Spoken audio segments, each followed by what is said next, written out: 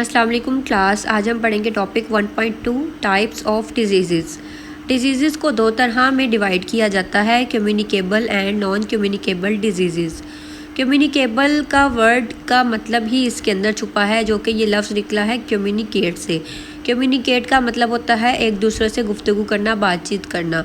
तो जो communicable disease होती हैं ये वो बीमारियां हैं जो इंसानों को एक दूसरे से या फिर इन्वायरमेंट अपने इर्द गिर्द के माहौल से लगती हैं। These are the illnesses caused by infectious agents such as bacteria, virus, fungi और parasites। तो कौन है वो लोग जो इनको फैलाते हैं, कौन सी ऐसी ऑर्गेनिजम्स हैं जो इनको एक दूसरे इंसानों तक पहुंचाते हैं। तो इसमें इंक्लूड होते हैं बैक्टीरिया, वायरसेस, फंजाई और पैरासाइट्स। और ये पर्सन टू पर्सन मतलब एक इंसान से दूसरे इंसान तक भी स्प्रेड होती हैं, और इन्वायरमेंट टू पर्सन मतलब इंसान के इर्द गिर्द के माहौल से भी उस तक फैलती हैं। कम्युनिकेबल डिजीज़ को इन्होंने मज़ीद डिवाइड किया हुआ है कि जो एजेंट्स इनको कॉज करते हैं उस हिसाब से, मतलब कि वो बैक्टीरियल डिजीज़ कौन सी हैं। बैक्टीरियल कम्युनिकेबल डिजीज़ हैं टाइफाइड, कोलरा और ट्यूबरक्लोसिस। कि ये बीमारियों को बैक्टीरिया कॉज करता है। इनकी वजह क्या है? बैक्टीरिया। टाइफाइड, कोलरा मतलब हैज़ा, ट्यूबरक्लोसिस टीबी। वायरल मतलब जो वायरस से होती है। इसमें कॉमन कोल्ड मतलब जो आम बुखार होता है। इन्फ्लुएंज़ा जो ये ज़ुकाम वगैरह हमें हो जाता है, वबा के थ्रू फैलता है। और HIV इन्फेक्शन, हेपेटाइटिस और डेंगू का बुखार। प्रोटोजोअल मतलब जो प्रोटोजोआ से होती हैं वो होती है मलेरिया और काला आज़ार। जो काला आज़ार है उसकी पिक्चर मैं आपको शेयर करूँगी।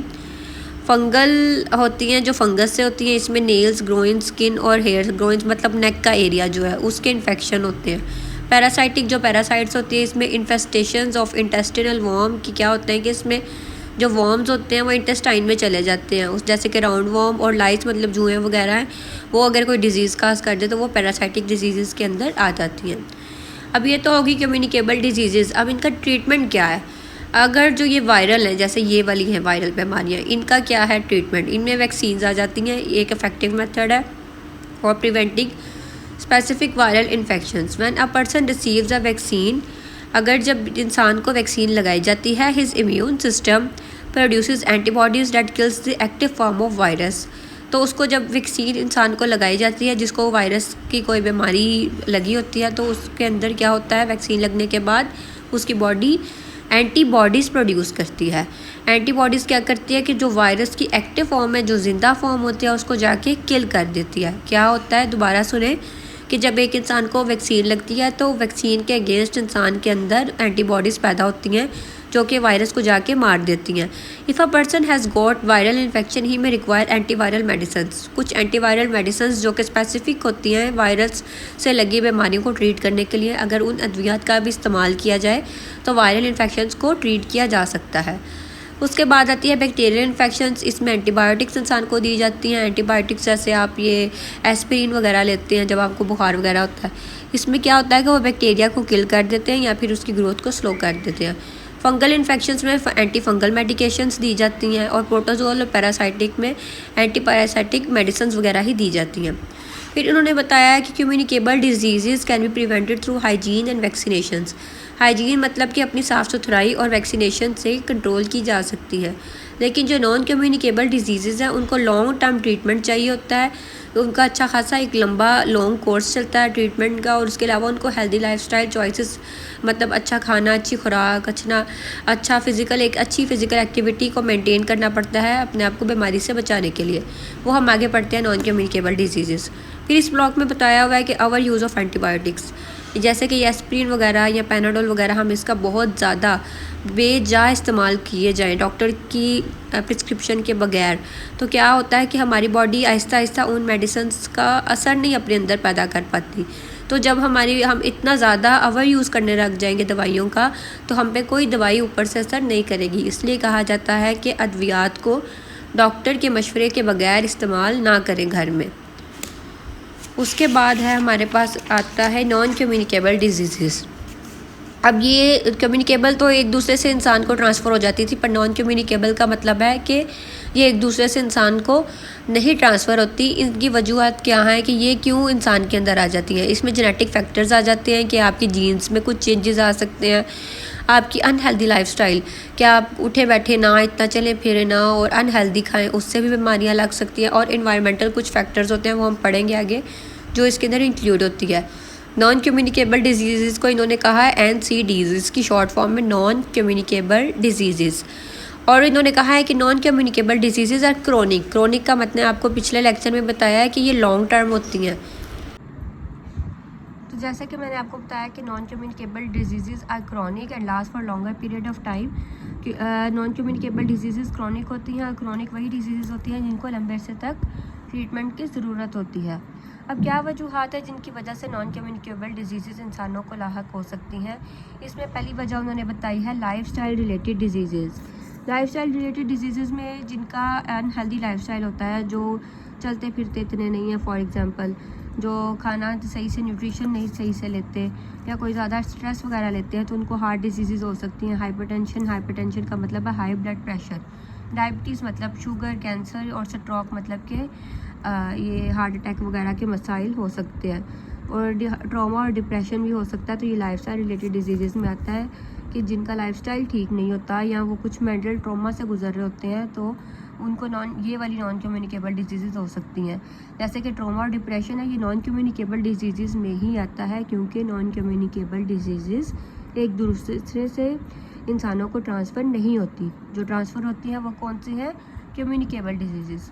उसके बाद जो दूसरा एक फैक्टर बताया है वो है जेनेटिक डिजीज़। जेनेटिक डिजीज़ के इंसान के अंदर जीन्स के अंदर कुछ अबनॉर्मेलिटीज़ आ सकती हैं या क्रोमोसोम्स के अंदर या कुछ म्यूटेशंस का मतलब है कि चेंजेस आना। तो म्यूटेशंस का मतलब है चेंजेस आना, कि अगर आपकी कुछ एरर्स आ जाएं क्रोमोसोम्स में या जीन्स में, तो उसकी वजह से भी कुछ जेनेटिक डिजीज़ हो सकती हैं। इसके अंदर हीमोफीलिया आती है एग्जांपल्स में। हीमोफीलिया एक ब्लड की ही डिज़ीज़ है। थैलासीमिया ये भी एक ब्लड की डिज़ीज़ है। इसमें ब्लड के अंदर क्लॉट्स बन जाते हैं और मस्कुलर डिस्ट्रॉफी के इंसान के जो मसल्स हैं उसका कुछ इशू बन जाता है, वो या तो स्टिफ मतलब कि हार्ड हो जाते हैं या मूव नहीं होते। तो ये क्या है? जेनेटिक डिजीज़ में आते हैं। फिर डिजेनरेटिव डिजीज़ भी लाइफस्टाइल की ही वजह से इंसानों को हो सकती हैं, कि जिनका अनहेल्दी लाइफस्टाइल हो या फिर उनके ऑर्गन्स जो हैं वो किसी वजह से काम करना छोड़ देते हैं। इसके अंदर एग्जांपल्स आ जाते हैं अल्जाइमर डिजीज़ भी दिमाग की डिजीज़ है। पार्किंसन भी दिमाग का ही एक ये डिज़ीज़ है। और आर्थराइटिस ये जोड़ों का दर्द वगैरह, जोड़ों का मसला होता है। तो ये डिजेनरेटिव डिजीज़ है। आर्थराइटिस के अंदर ये जो आपके मसल्स और बोन्स है ना, इनकी एजिंग शुरू हो जाती है। अच्छा, एक वर्ड है एजिंग। एजिंग का मतलब ये नहीं है कि जिसकी उम्र ज़्यादा हो गई हो तो वो बूढ़ा है। एजिंग का मतलब यह है कि आपके ऑर्गन्स भी एज कर जाते हैं, मतलब कि वो ऑर्गन्स जो अपना वक्त से पहले काम करना छोड़ दें। जैसे कि किसी को लिवर का मसला होता है, हेपेटाइटिस सी के अंदर लिवर का मसला होता है, तो उनके लिवर की एजिंग जल्दी स्टार्ट हो जाती है। कुछ इंसान जवान होते हैं लेकिन वो अपनी शक्ल से बूढ़े नज़र आ रहे होते हैं। क्यों? क्योंकि उनकी स्किन की एजिंग स्टार्ट हो जाती है।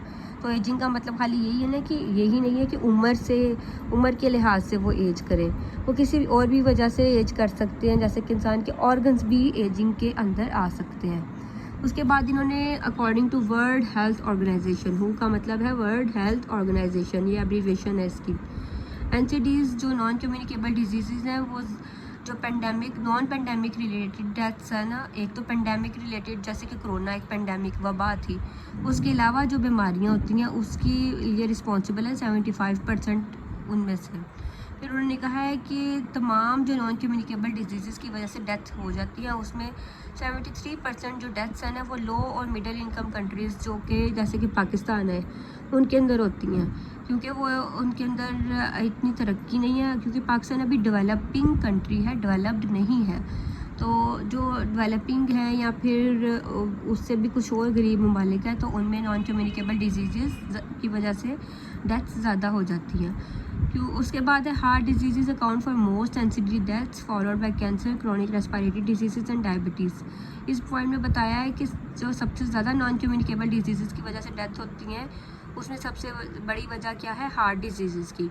उसके बाद फिर कैंसर्स और फिर क्रोनिक रेस्पिरेटरी डिजीज़ के, क्रोनिक जो ज़्यादा देर तक या ज़्यादा जो लंबी होती हैं वो रेस्पिरेटरी सांस के मसाइल जो होते हैं वो, और शुगर की वजह से डेथ्स का रेट पाया गया है। ये भी आपने परसेंटेजेस को याद रखना है। तो ये हमारा 1.2 सम अप हो गया है। इसके बाद हमारा 1.3 आएगा।